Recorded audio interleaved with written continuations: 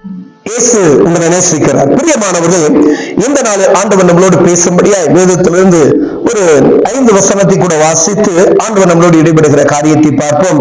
அது யோவான் புஸ்தகம் 3வது அதிகாரம் 13, 14, 15, 16, 17 வசனங்கள் இப்படியாக சொல்லுகிறது. பரலோகத்திலிருந்து இறங்கினவரும் பரலோகத்தில் இருக்கிறவருமான மனுஷகுமாரனை அல்லாமல் பரலோகத்துக்கு ஏறினவன் ஒருவனும் இல்லை.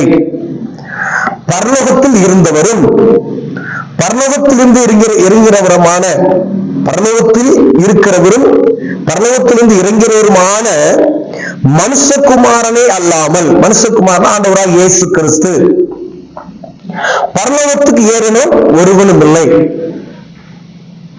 பரலோகத்தில் இருக்கிறவரும் அங்கிருந்து இறங்கி வந்தவரும் இயேசு கிறிஸ்து. அவர் இல்லாம பரலோகத்துக்கு யாருமே கடந்து செல்ல முடியாது.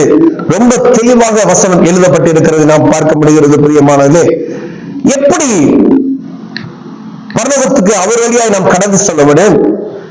கீழே பாருங்க, சர்ப்பமானது மோசையினால் வனாந்தரத்தில் உயர்த்தப்பட்டது போல மனுஷகுமாரனும், சர்ப்பமானது கொல்லிவாய் சர்ப்பம் வனாந்தரத்தில் இஸ்ரவேல் ஜனங்கள் பாவங்கள் செய்த போது ஆண்டவருடைய கோபாக்கினை ஜனங்கள் மேல் மூண்ட போது அந்த விஷம் நிறைந்த சர்ப்பங்கள் வந்தது, ஜனங்களை கடித்தது. கடித்த உடனே மரித்து போய்விட்டார்கள்.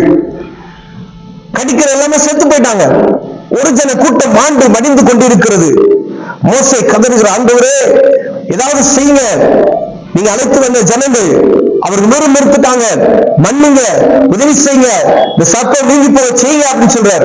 உடனே ஆண்டவர் நினைச்சார், மோசைக்கு ஒரு காரியத்தை கட்டளையிடுகிறார். ஒரு வெண்கல சர்ப்பத்தை நீ செய்ய, அதை செய்து மேல நிமித்தி வை. யாரெல்லாம் சர்ப்பம் கடிக்கப்படுகிறதோ அவர்கள் இந்த வெண்கல சர்ப்பத்தை நோக்கி பார்க்கும் பொழுது உடனே அவங்க நினைச்சுவாங்க, உயிர் பெற்றுக் கொள்வாங்க அப்படின்னு சொல்றார். ஆண்டவருடைய கோபாக்கினால் பல ஆயிரம் ஜனங்கள் மறிந்து போய்விட்டார்கள். மோசே ஜனங்களுக்காக பதறுகிறார். அதனாலதான் இன்னைக்கு வரைக்கும் மோசையினுடைய அந்த மோசையை குறித்து அவங்க கடவுளுக்கு ஒப்பனை அவங்க பார்க்கிறாங்க இஸ்ரவேல் ஜனங்கள். இன்னும் அநேகம் பேர் மோசையுடைய கற்பனை, அவர் தான் எங்களை வழிநடத்தி வந்தவர் அப்படின்னு சொல்லி அந்த வைராக்கியம் உள்ளவராய் காணப்படுகிறார்கள். பிரியமானவர்களே, உடனே என்ன செய்யறாங்க, எல்லாம் அந்த சர்ப்பத்தை பார்த்து, உயர்த்தப்பட்ட சர்ப்பத்தை பார்த்து ஜீவனை பெற்றுக் கொண்டார்கள். பிரியமானவர்களே, இன்னைக்கு வரைக்கும் அதை என்ன செய்யறாங்க, அதை கடைபிடித்து வந்துட்டு இருக்காங்க அநேகம் பேர்.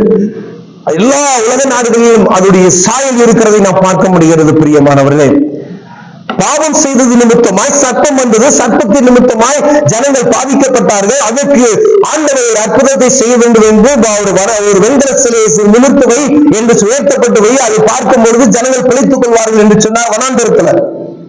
உடனே மோசே ஒரு வனாந்தரத்துல ஒரு வெண்கல சிலையை செய்து உயர்த்தி வைத்தார். அதை பார்த்த ஜனங்கள் எல்லாம் தப்பித்துக் கொண்டார்கள். பிரியமானவர்களே, தன்னை விசுவாசிக்கிற எவனோ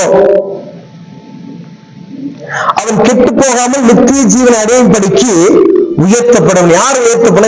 இயேசு கிறிஸ்து உயர்த்தப்படணுமா, குமாரன் உயர்த்தப்படணுமா?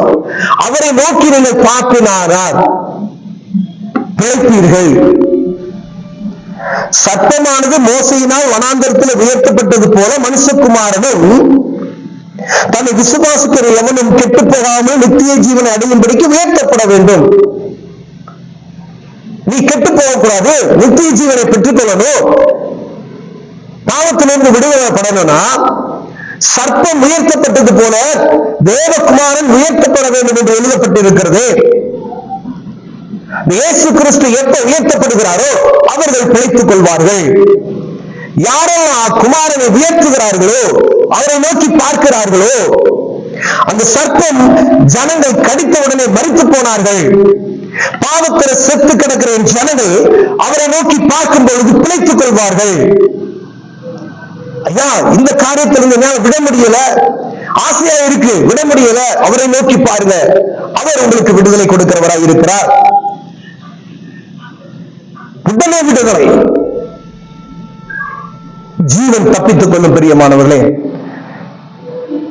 பாவத்தில் மரித்து போயிருக்கிறவங்க ஜீவன் உயிர்ப்பிக்கும். தேவன் தம்முடைய ஒரே பேரான குமாரனை விசுவாசிக்கிறவன் அவன் கெட்டு போகாமல் நித்திய ஜீவன் அடையும்படிக்கு அவரை தந்தது இவ்வளவா உலகத்தில் அன்பு கொண்டார். உலகத்தை ஆக்கினைக்குள்ளாக தீர்க்கும்படி தேவன் தம்முடைய குமாரனை உலகத்தில் அனுப்பாமல் அவரால் உலகம் ரட்சிக்கப்படுவதற்காகவே அவரை அனுப்பினார். ஒவ்வொரு ஜனங்களும் ரட்சிக்கப்படும்படியாகவே ஆண்டவர் குமாரனை அனுப்புகிறார். தேவகுமாரனை சர்ப்பத்தை உயர்த்தினது போல இயேசு கிறிஸ்துவை உயர்த்துகிற ஒவ்வொரு மனிதன் பிழைப்பான் என்று எழுதப்பட்டு இருக்கிறது. பிரியமானவர்களே, அங்கு ஒரு சின்ன ட்ரீட்மெண்ட் ஆண்டவர் அவசரமா கொடுக்கிறாரு, அவ்வளவுதான். இங்க உலகம் முழுவதும் இருக்கிற எல்லா மனிதர்களுக்கும் ஆண்டவர் ஒரு அற்புதமான ஒரு காரியத்தை எழுதப்பட்டு இருக்கிறது.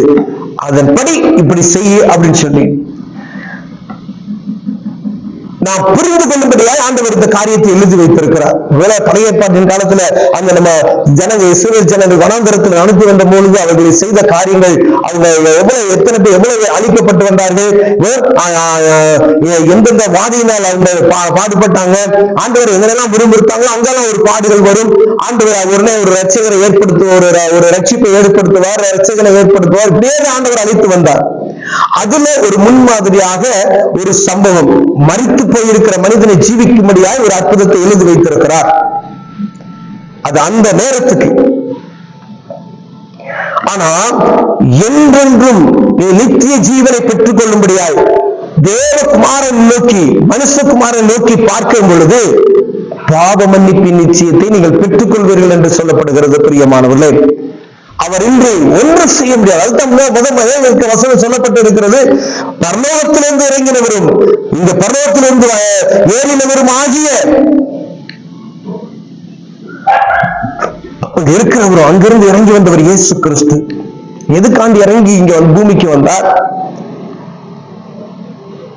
இங்கு சிலுவை மரத்தில் எதுக்கு உயர்த்தப்பட்டு வைத்தார்?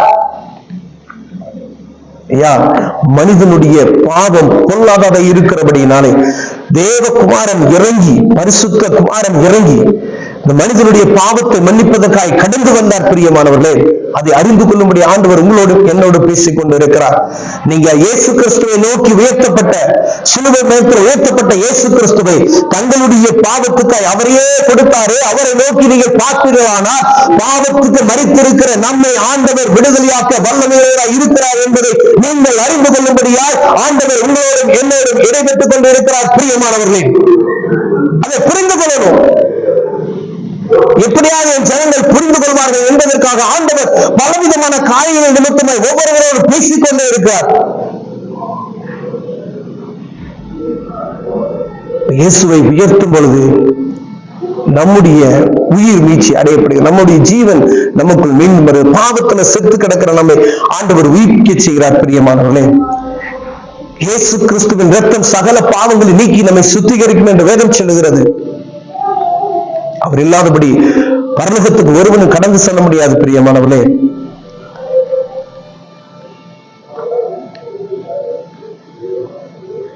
மனுஷகுமாரனை அல்லாமல் பரலோகத்துக்கு ஏறினவன் ஒருவனும் இல்லை. அவர் இல்லாம பரலோகத்துக்கு ஒருவனும் உள்ள போக முடியாது.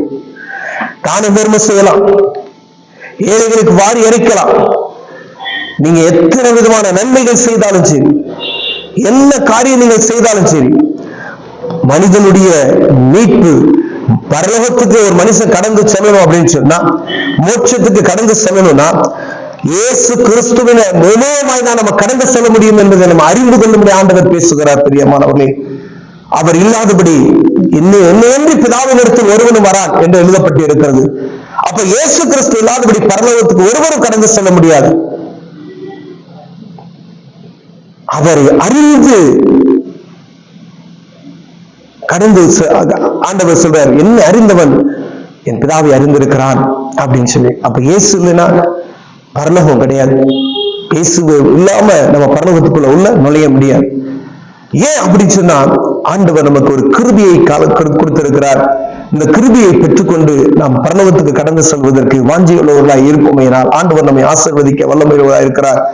தேவகுமாரனை உயர்த்தும் பொழுது நாம் பிழைத்துக் கொள்வோம். பிரியமானவர்களே, கண்களை மூடுவோம், செபிப்போம். அன்பின் தகப்பனே, ஆண்டவரே, நேக நேரங்கள்ல நாங்க உலகத்தின் காரியத்துக்கு உயர்த்தி கொண்டு இருக்கிறோம். ஆண்டவரே, தேவகுமாரன் எங்களுக்காய் சிலுவையில் உயர்த்தப்பட்டதை மறந்து போய் என்னுடைய பாவத்துக்காக உயர்த்தப்பட்டு இருக்கிறார், நான் ஜீவிக்க முடியும், அவர் உயர்த்தப்பட்டு இருக்கிறாரே, அவரை நோக்கி பார்க்காதபடிக்கு ஆண்டவரை நாங்கள் உலகம் சுத்தி தெரிந்து கொண்டு இருக்கிறோமே, அவரை நோக்கி பார்க்கிற இருதயத்தை எனக்கும் எங்களுக்கும் தாங்க.